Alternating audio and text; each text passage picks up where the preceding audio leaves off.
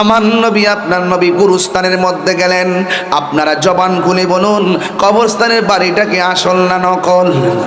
আমার নবী গুরুস্থানে যাইয়া একটা কবর দিকে তাকাইলেন, আমার নবী মুস্কি হাসি দিলেন।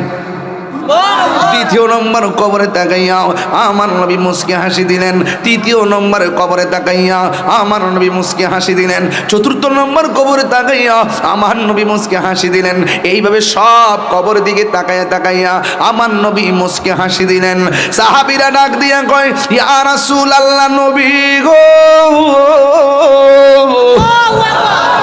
আমার নবীজি, আপনি গুরুস্থানের মধ্যে আইসা সবগুলো কবরের পারে দাঁড়াইয়া দাঁড়াইয়া আপনি কেন মুস্কি হাসি দিলেন? আমার নবী আপনার নবী ডাক দিয়া কয়, সাহাবীরা রে, ও সাহাবীরা, আমি নবী যাহা দেখি তোমরা তা দেখো না, আমি নবী যাহা শুনি তোমরা তা শোনো না। আমার সাহাবীরা ডাক দিয়ে কয়, ইয়া রাসূলুল্লাহ, নবী গো, ও মায়ার নবীজি, আপনি কেন হাসি দিলেন? আমার নবী আপনার নবী বলেন, আমি যখন গোরস্থানের ভিতরে ঢুকেছি, ঢুইকা যখন সবগুলা কবর দিকে তাকাইলাম, তাকায়া তাকায়া দেখলাম আমার আল্লাহ রাব্বুল আলামিন গোরস্থানের প্রত্যেকটা মাইয়েতের নিচে জান্নাতের গালিচা বিছায়া রাখছে, আর কবরবাসীরা আরামে কবরে ঘুমায়া রইছে। উম্মতের সুখে নবী সুখী হয়। সাহাবী ডাক দিয়ে কয়, ইয়া রাসূলুল্লাহ, নবী গো, ও মায়ার নবীজি, আমরা তাকায়া দেখলাম আপনি সব কবরের দিকে তাকায়া হাসলেন, কিন্তু একটা কবরের দিকে তাকাইয়া আপনি কান্নাকাটি করলেন। সাহাবীরা ডাক দিয়া কয়, ইয়া রাসূলুল্লাহ, আপনি কাঁদলে বড় আমরা চিন্তিত হয়ে যায়, আপনি কষ্টে থাকলে আমরা বড় চিন্তিত হয়ে যায়, আপনি একটু মনটা যদি নীরব রাখেন আমরা বড় টেনশনে পড়ে যাই, আমরা কথা বলতে সাহস হারায় ফেলি। এবার সাহাবীরা ডাক দিয়ে কয়, ইয়া রাসূলুল্লাহ, ইয়া হাবিবাল্লাহ, নবী গো, আপনি একটা কবরের দিকে তাকায়া কেন কান্না করলেন? আল্লাহর হাবিব ডাক দিয়ে কয়, এ সাহাবীরা, তোমরা তাড়াতাড়ি বাজারে যাও, বাজারে যাইয়া এলান করে দাও, এই গোরস্থানে যার যার মাইয়েতকে দাফন করছে সবাই যেন তার তার কবরের পারে এসে দাঁড়ায়, আপনজনরা যেন প্রত্যেকটা মাইয়েতের কবরের পারে দাঁড়ায়। এবার সাহাবায়ে কেরাম বাজারের মধ্যে যাইয়া এলান করলেন একটি জরুরি ঘোষণা। আল্লাহর হাবিব সাল্লাল্লাহু তাআলা আলাইহি সাল্লাম বলেছেন, গোরস্থানের মধ্যে যারা যারা লাশ দাফন করেছেন আপনজনরা সবাই গোরস্থানে আসার জন্য। এবার কোনো কবরে চাচা আসলো, কোনো কবরে ভাই আসলো, কোনো কবরে মা আসলো, কোনো কবরে বাবা আসলো, আর সাহাবায়ে কেরামের ভিতরে সেই কৌতূহল জেগে উঠেছে, আমরা সব কবরের খবর নিব না, যেহেতু সবাই ভালো আছে। কিন্তু আমার নবী একটা কবরের দিকে তাকাইয়া চোখের পানি ফালায়া কাঁদছে। এই কবরটা দিকে তাকাইয়া আল্লাহর হাবিব কেন কাঁদলো, এই খবরটা আমাদের জানতে হবে। এই কবর পারে কে আয়েশা দাঁড়ায় তাকে আমাদের চেনা লাগবে। পর সাহাবায়ে কেরাম গোরস্থানে অপলক দৃষ্টিতে কবরটার দিকে তাকায় রইছে। দেখা গেল নবীর হুকুম পাইয়া কেউ আর ঘরে বসে থাকে না, কারণ সবাই তো জানে না আপনজনরা কবরে কেমন আছে। আপনারা জবান খুলে কোন, আমার নবী জানার ক্ষমতা আছে না না? এ শিববাসার বাবাজিরা গো, ও বন্ধুরা, এবার আমার নবী আপনার নবী রহমাতুল লিল আলামিন ঘোষণার ফলশ্রুতিতে সবাই এসে যার যার আপনজনরে কবরের পাড়ে দাঁড়াইলো। কিন্তু সাহাবায়ে কেরাম বলেন 1 ঘন্টা চলে গেল, নবী যেই কবরের দিকে তাকাইয়া কানলো, ওই কবরের পাড়ে কে হয়সা দাঁড়াই নাই। আমরা বড় চিন্তায় পড়ে গেলাম, না জানি কবরটা কার রে, কে জানে আসে নাই। ইন দি মিন টাইমে আমার নবী আপনার নবীও তাকায়া রইছে। সবাই যখন কবরে পাড়ে এসে দাঁড়ায় গেল, সবাই যখন কবর পারে এসে দাঁড়ায় গেল, ঠিক ওই মুহূর্তে আমার নবীর সাহাবায়ে কেরাম বলেন, আমরা তাকাই দেখেছি সবাই এসে কবর পারে দাঁড়াইছে, লাস্টে যেই কবরে নবী কান্না করলো, আমরা তাকে দেখলাম এই কবরের পারে কোনো ভাই আসে নাই, এই কবরের পারে কোনো জোয়ান মানুষ আসে নাই, এই কবরের পারে কোনো ধরনের জোয়ান মহিলা আসে নাই। আমরা তাকে দেখলাম আমার নবী যেই কবরের দিকে আসছে চোখের পানি ফালাইয়া কাঁদছে, ওই কবরের পারে একটা মহিলা লড়তে পারে না, সরতে পারে না, লাঠিটা বর কইরা কইরা আইসা ওই কবরের পারে আসা দাঁড়ায় গেছে। এবার আমার নবী আস্তে আস্তে গেল, যাইয়া ডাক দিয়া বলে, মা গো, ও আম্মা, আপনি এসেছেন, দেরি হলো কেন?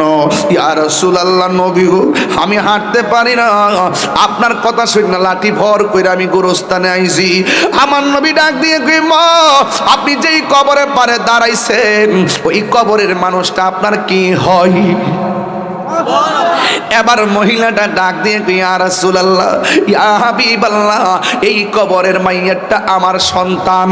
এবার আমার নবী ডাক দিয়ে বলে, মা, আপনি জানেননি সন্তানটা কবরে কেমন আছে? মহিলা ডাক দিয়ে বলেন, আল্লাহ এবং তার রাসূল ভালো জানে। এই কথা বলার পরে আমার নবী ডাক দিয়ে কয়, ও মা গো, ও মা, ইন্নাল্লাহা ইয়াসমিউ মান ইয়াশা, আল্লাহ যারা ইচ্ছা করে কবরের খবর নেওয়ার সুযোগ দান করে। আমি নবী যখন গোরস্থানের মধ্যে ঢুকলাম, ঢুকার পরে আমি গোরস্থানে ঢুইকে দেখলাম, ও মা, আপনার সন্তানটা বাদে যতটা মানুষ আছে প্রত্যেকের নিচে জান্নাতের গালিচা বিজায়া রাখছে। আমি নবী সবার দেখে বড় আনন্দ পাইলাম, কিন্তু আপনার সন্তানটারে আমি দেখলাম ওই কবরের ভিতরে, জাহান্নামের চটের ভিতরে এমন ভাবে পড়তেছে, আল্লাহ গো কইয়া ডাক মারতেছে, কিন্তু আমার আল্লাহ রাব্বুল আলামিন তাকে জাহান্নামের আগুনে পুরাইতেছে। ও শিবপাশার বাবা গো, এই মুহূর্তে আমি যদি মাথা ফাটাইয়া ফেলি, আমার মা যদি আমার খবরটা পায়, সাথে সাথে মা দুঃখিনী চোখের পানি ফেলে আল্লাহ গো কইয়া ডাকটা মারবো। এই হলো মায়ের চরিত্র। সন্তানের কষ্ট মা সহ্য করতে পারে না। যেই মাত্র আমার নবী বলছে, মা, আপনার সন্তান কবরের ভিতরে জাহান্নামের চটের মধ্যে কাতরাইতাছে, এই কথাটা শুই না মা চোখের পানি ফেলে কান্না করে নাই, বরং নবী তাকায়া দেখে মা দুঃখিনী ওই কবরের পারে দাঁড়ায়া মুস্কি মুস্কি হাসতেছে। সাহাবায়ে কারাম মনে মনে কয়, সন্তানের কষ্ট শুই না মা কেন হাসে? সন্তানের কষ্ট শুই না মা কেন হাসে? আল্লাহর হাবিব ডাক দিয়া বলে, মা গো, মা গো, ও মা, আপনার সন্তান কবরে কষ্ট আছে, আপনি কেন না কান্নাকাটি কইরা হাসলেন? এবার মহিলাটা ডাক দিয়া কয়, ইয়া রাসূলুল্লাহ, নবী গো, ও মায়ার নবীজি, আমি কেন হাসছি জানেননি? কয় কেন? কয় আমি হাসছি একটা কারণে, কারণ আমার সন্তানটা যখন পেটের মধ্যে ছিল আমার মতন সুখী আর কেউ ছিল না, আমার মতো আনন্দিত কেউ ছিল না।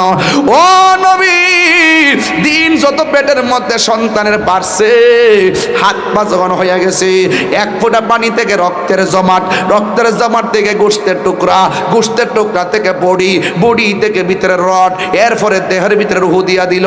দেওয়ার পরে সন্তান যখন আমারে ঘুমের ঘরে পেটে লাথি মারে, কষ্টের ঠেলা আমার ঘুমটা ভাঙ্গা যায়, এই দিক দিয়া পানি বায়া বায়া পড়ে। একবার কান্না করে আবার হাসি মারছি কেন জানেননি? সন্তান পেটে যদি লড়াচড়া করে, মা মনে করে সন্তানটা পেটে জিন্দা আছে, সন্তান পেটে দেখা যদি নড়াচড়া না করে, মা মনে করে সন্তানটা কি মইরা গেল নাকি। দুইটা চিন্তায় মার দিন কাটে রাত কাটে। ইয়া রাসূলুল্লাহ, নবী গো, ও মায়ার নবীজি, আমার সন্তান আমার পেটের ভিতরে দেইগা আমার ইচ্ছা মতো লাথি মারছে, আমার চোখে পানি ঝরছে, সকালবেলা হাসি মুখে ঘুম থেকে উঠছি, মানুষকে বুঝতে দেই না আমার পোলা আমার লাইতেছে। এইভাবে আমি দিন কাটাইলাম, এইভাবে আমি রাত কাটাইলাম। যখন আমি ডেলিভারির ঘরে ঢুকলাম, দাই যারা আসছিল তারা সবাই বলে কি জানেননি? কই আমি নাকি প্রসবের সময় বেহুশ হয়ে গেছিলাম, সবাই মনে করছে আমি মইরাই গেছি, কিন্তু আল্লাহ আমার বাঁচাইছে। এমন প্রসব ব্যথা লইয়া তাকাইতে পারি না, হাত বাড়াইতে পারি না। যেই মাত্র আমার জাদু মনিরা আমার কুলের মধ্যে দিয়েছে, আমার বেশা ব্যথা পানি হইয়া গেছে। ইয়া রাসূলুল্লাহ, এই ছিল আমার মা, আমি মায়ের কষ্টের কথা।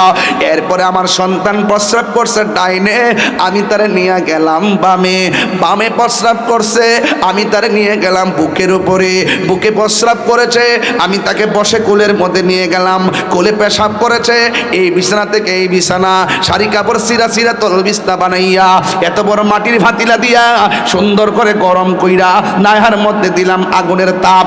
এইভাবে আমার পোলাডারে তিলে তিলে আমি ছোট থেকে বড় করতেছিলাম। আমি তার লেখাপড়া থেকে শুরু কইরা আমার জীবনে যা আছে সব আমি ব্যয় করে দিছি। কেন? একদিন আমি দুর্বল হইয়া যাবো, আমার পোলা একদিন সবল থাকবে। আজকে আমি সবল হইয়া আমার জাদুমণিরে ছোটবেলায় যেমনে আদর করতেছি, একদিন যখন আমরা দুইজন বুড়া হইয়া যাবো, আমার জাদুমণি আমার নাইনাত্রে লইয়া আমারে এমন করে মায়া করব। এই স্বপ্ন দেখে আমার জান বিলাইলাম, এই স্বপ্ন দেখে আমার মাল বিলাইলাম, কিন্তু ঘটনা বিপরীত হইয়া গেছে। আমার সন্তান প্রতিষ্ঠিত হয়েছে, আমার সন্তান চাকরি হইয়া গেছে, কিন্তু আমার পোলা আমার খবর নেই না। শরীরটা দুর্বল, মাজা লইয়া উঠতে পারি না, ব্যথার জন্য ওষুধ দেয় না, খাবার সুষম খাবার খাইতে পারি না, কিন্তু আমার পোলা আমার খবর লয় না। হুজুর গো, ও নবী, আমার পোলাটারে এমন করে আমি তিলে তিলে বড় করলাম। বুড়া কালে মাটা বুঝে কষ্ট কারে কয়, বাপটা বুঝে কষ্ট কারে কয়। এরই ক্ষেত্রে লাইল বাঁচতে বাঁচতে বাপের কমর বাড়ি হইয়া গেছে।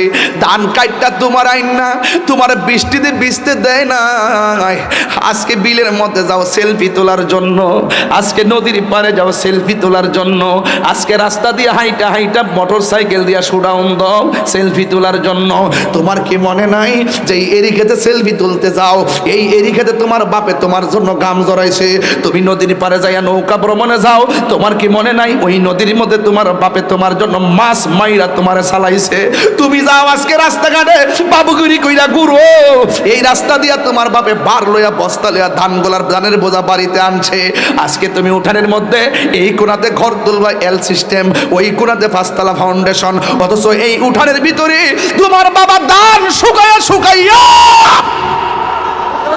তোরে তিলে তিলে মানুষ করছি, তোরে ধান শুকাইছে, বৃষ্টি আসছে, তুই দৌড়াইয়া উঠানে গেছস। আম্মা কইছে খবরদার ফুত, ঠান্ডা লাগবো ভিতরে যা। বাপে কইছে ফুত তোমার ঠান্ডা লাগবো, তুমি ভিতরে যাও। এমন ভাবে পোলারে এমন ভাবে মানুষ করছে। আজকে বাপটা বুড়া হইয়া যাওয়ার পর বাপের জমিন বেচা তুমি বাদ খাও, বিদেশ যাও, টাকা জমা, তিনতলা বাড়ি করো, আর বুড়া বেড়াটার লাগা ঈদের দিন একটা লুঙ্গি কেনার টাইম পাও না, ঈদের দিন একটা পাঞ্জাবি কেনার টাইম পাও না। আরে বাপ তো এমন বাপ ছিল, আরে মা তো 10 মাস 10 দিন পেটে সন্তান নিয়ে কষ্ট করে, আর বাপে প্রতিদিন তোমার জন্য কষ্ট করে। 30,000 টাকা বেতন তোমার বাবা পায় নাই, যা পাইছে এরই ক্ষেত্রে দান বেচা তোমার পড়াইছে। একবার জিগাইলা আব্বা আমার কাপড় কইতে কিনা দিলা, টেহারা পাইছো কো? ব্যাগ বইরা বাজার আনছে, একবার জিগাইলেন আব্বা টেহারা পাইলা কই? ঈদের দিন যায়া 2 ছেলে 5 ছেলের বাজার করছে, মার্কেট করছে, একটা বার জিগাইলাম না আব্বা টেহারা পাইলেন কয়? আজকে আমরা 1 লক্ষ টাকা রুজি করি, এরপরও কুলের লাগাল পায় না, এরপরও কুলের হিসাব মিলাইতে পারি না। বাপটা কেমনে শুধু দান বেচছে আমার এমন ভাবে লেখাপড়া করাইলো, রেজিস্ট্রেশনের টাকা দিল, ফর্ম ফিলাপের টাকা দিল, বিদেশ পাঠাবার টাকা দিল, একটা বার জিগাইলাম না আব্বা আপনি কোথায় থেকে টাকা পাইছেন, কোথায় থেকে আপনি বাজারটা করছেন? এই বাপটা যখন বুড়া হইয়া যায়, ঘরের কোনায় বৈশা বৈশা যখন কাশে, তোমার ছেলে তোমার বউর কাছে বিরক্ত লাগে, তোমার কাছে বিরক্ত লাগে। নিজে বিল্ডিং করে থাকো, সুন্দর বিছানায় থাকো, মার বিছানার মধ্যে গন্ধ করে, বিছানাটা একবার ধোয় না, দুলাবালি পুরা শর্ট লাগিয়া রয়েছে, এরপরে দৌত করে না। আমি তাহিরি ওয়াজ শুই না লাফাইস না রে বাবা, আমি তাহিরি মায়ের দুয়ার ফসল। আমার মাও যখন এতে কাজ করছে, নিজে যাইয়া বিছনার দিকে তুললা, নতুন জামা পরাইয়া, আঞ্জা দিয়া দইরা, ঘরে ঘরে রুমে রুমে বউয়াইতে জিফুদাইতে নিয়া দোয়া লইছি। এ মা সিদিক কেন দোয়া লই? বাপটা তো নাই, কার কাছ থেকে দোয়া নিমু? এই জন্য বাপের কষ্ট দিয়া তাহিরির সামনে বসে ওয়াজ শুনবা, হাসি তামসা করবা, বাটপারি দান্দালে ছাইরা দিতে হইব। বাপ মানে কষ্ট দিয়া তাহিরের কাছে মুরিদ হইয়া আব্বা আব্বা করবা। তোমার মতো মুরিদ তাহিরির দরকার নাই। ইয়া রাসূলুল্লাহ, নবী গো, ও মায়ের নবী, আমার জাদুমণিরে নিয়া যে স্বপ্ন দেখছিলাম, আমার পোলা আমার স্বপ্ন পূরণ করে নাই, আমার এমন ভাবে কষ্ট দিছে, কষ্ট পাইতে পাইতে পাইতে পাইতে দেয়ালের মধ্যে পিঠ ঠেকে গেছে। আমি কেন হাসি জানেননি গো নবী? আল্লাহু আকবার। আমি কেন হাসি জানেননি? পৃথিবীতে কোন মা সন্তানের দুঃখে দুঃখিত হয় না? তবে আজকে আমি কেন হাসি শুই না জান? আমার পোলা আমার এমন কষ্ট দিছি, এই কষ্টের কারণে একদিন আমি আর সহ্য করতে না পারি আমার আল্লাহরে কইছি, আল্লাহ আমার ফুল আমার কষ্ট দিছে, তুমিও তারে কবরে কষ্ট দিও। আল্লাহ যে আমি পাগলনির ডাকটা শুনছে, এই জন্য আমি আনন্দে হাসতেছি। আল্লাহ যে আমি পাগলনির ডাকটা শুনছে, আমি হাসতেছি। আমার মনে হয় আমার দোয়া আল্লাহ কবুল করছে। আমার নবী তো উম্মতের কান্ডারি, সন্তানের প্রতি মায়ের দরদ আর উম্মতের প্রতি নবীর দরদ আকাশ পাতাল পার্থক্য। আমার নবী ডাক দিয়ে মাগো, সবাই আছে জান্নাতের গালিচায়, আপনার সন্তান আছে জাহান্নামের বিছনায়। একটা বার আপনার সন্তানদের দেখলে বুঝতেন কত কষ্ট, হাসি মুখ দেয়াইতো না। কয় নবী আমারে কয়েন না, আমার সন্তান কষ্ট দিছে, আল্লাহ যে আমার ডাকটা শুনছে, আমি বড় খুশি আজকে, আমার মতো খুশি আর কেউ নাই। তখন আমার নবী আল্লাহর ডাক দিয়া কয়, আল্লাহ গো